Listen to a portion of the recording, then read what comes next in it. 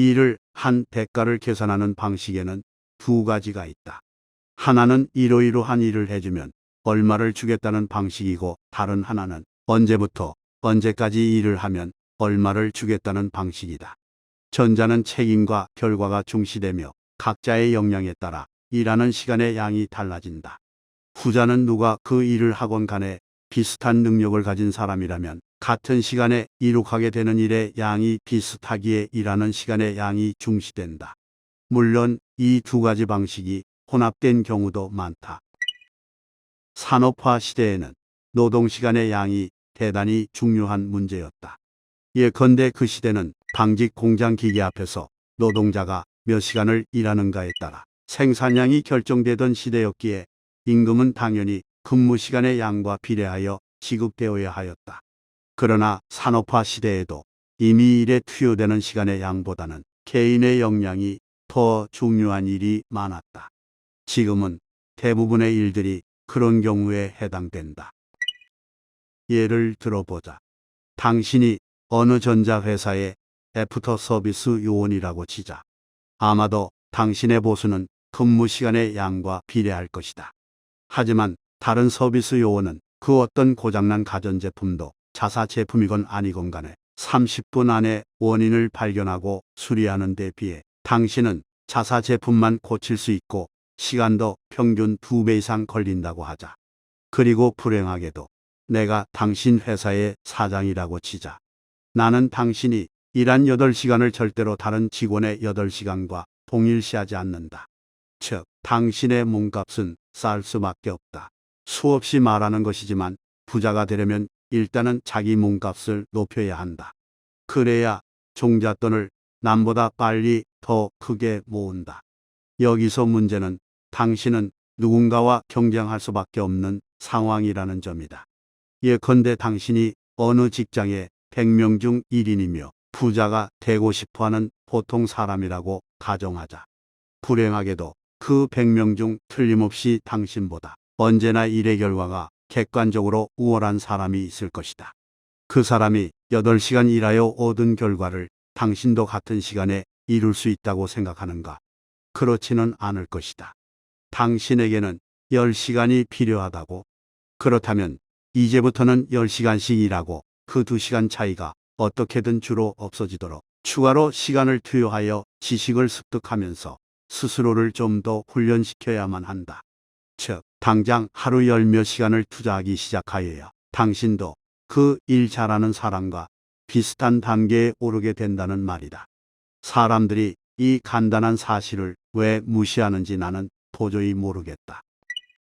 직장인들을 위한 성공 지침서인도 많이 받고 더 빨리 승진하라. Get paid more and promoted faster. 저자 브라이언 트레이시는 역시 자기 몸값을 높이려는 사람들에게 일찍 출근해서 열심히 늦게까지 일하라고 조언하면서 이렇게 지적한다. 미국 고소득층 상위 10%는 일주일에 50시간 이상 일한다.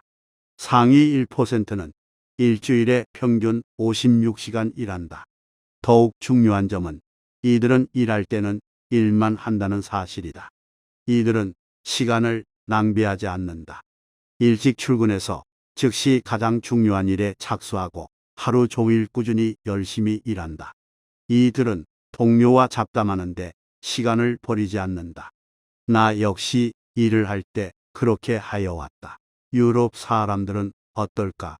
일은 조금만 하고 삶의 여유를 즐긴다고? 웃기는 소리 작작해라. 나는 사업상 수많은 나라들을 돌아다니면서 일하는 모습을 바로 옆에서 지켜보았다. 어느 나라에서건 중류층과 하류층이 8시간 노동에 집착하는 법이다. 선진국들에서 하루 8시간 근무와 주 5일 근무 제도를 지키는 것은 대부분 공무원, 육체노동자, 하급 직원들이다. 하급 직원들과 육체노동자들도 8시간 근무 중에는 신문을 보거나 잡담을 하거나 딴전을 피우지 않는다. 심지어 화장실 가는 시간이나 담배 피는 시간, 커피 마시며 잡담하는 시간 등은 자동으로 노동시간에서 제외되도록 하는 전자카드를 근로자 개개인이 착용토록 하는 유명 기업들이 부지기수이다. 반면에 한국의 근로자들은 일을 하는 건지 노는 건지 알 수가 없는 경우가 허다하다. 그래서 외국인들은 한국의 노동 생산성이 별 볼 일 없다고 지적한다. 외국의 경우 상급자들의 근로시간과 책임은 무한대이다. 미국도 그렇고 유럽도 그렇다. 나는 놀기 좋아한다는 프랑스에서조차 회사의 고위 간부들이나 사장이 밤늦게까지 일하거나 휴일에 사무실에서 일하는 모습을 한두 번 본 것이 아니다. 지위 높은 사람들만 모이는 간부 회의 중에 먹게 되는 점심은 샌드위치 일색이다. 외국 영화를 보면 상급자들이 일 때문에 가정을 소홀히 하는 바람에 아내로부터 이혼을 당하는 장면이 부지기수이고 사장의 책상에는 처리하여야 할 서류들이 가득한 경우가 많다. 결코 오해하지 말라. 평생을 일 중독 자업 관리로 살라는 말은 결코 아니다. 언제나 내가 직원들에게 입버릇처럼 한 말이 있다. 너희가 어젯밤 늦게까지 일하였다고 내가 고마워할 것으로 기대하지는 말아라. 일 때문에 늦게 퇴근하는 사람일수록 뭔가 잘못되었음을 깨달아라. 너희는 기계 앞에 서서 실을 뽑아내는 노동자가 아니다. 머리를 써야 하는 일을 하는 사람들이다. 나는 너희가 날이 갈수록 일을 빨리 마치기를 바란다. 우리 인생의 목적이 평생 일하는 데 있는 것은 결코 아니다. 바로 그 이유 때문에 하루라도 빨리 일에 능숙해져야 한다. 처음에 8시간 걸리던 일을 6시간으로 줄이고 남은 2시간에 추가적으로 다른 일을 수행하는 과정이 반복될 때 비로소 몸값은 계속 올라가며 경제적 자유에 좀 더 가까워지게 되기 때문이다. 일을 빨리 마치려면 머릿속에 든 것이 많아야 한다.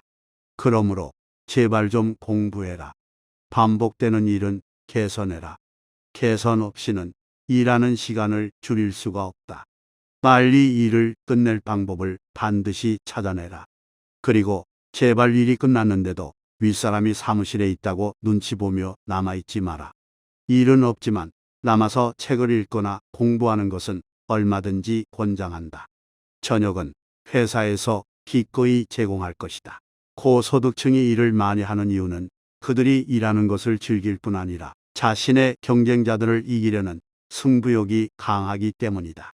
일본의 경우를 볼 때 과로사 하는 사람은 주로 고소득층이 아니라 40에서 50대의 평범한 봉급생활자들이며 대부분 일을 즐기지 못하고 스트레스를 받는 중산층이나 저소득층이다. 물론 당신 인생에서 직장이나 일이 그다지 중요한 것은 아니라면 일의 결과나 경쟁은 개의치 않은 채 8시간만 일하면서 느긋하게 살아도 좋다. 물론 당신은 승진도 느릴 것이고 자기 사업이나 장사를 한다고 해도 돈 벌기는 어려울 것이다. 어쩌면 당신 가족은 당신을 착하기는 하지만 무능력한 사람으로 생각하는지도 모른다.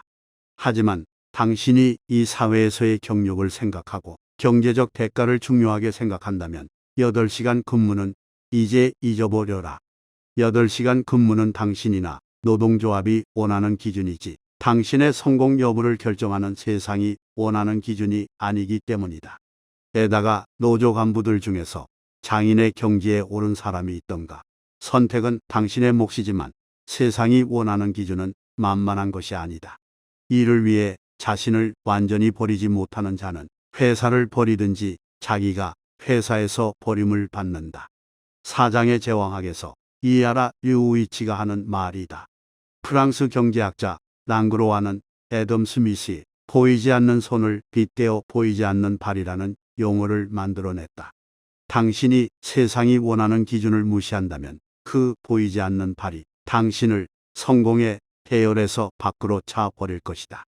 8시간 근무를 고집하면서 느긋하게 살면서도 그 보이지 않는 발에 차이지 않고 크게 성공한 사람이 이 세상에 단 한 명이라도 있다면 내 손에 장을 지지겠다.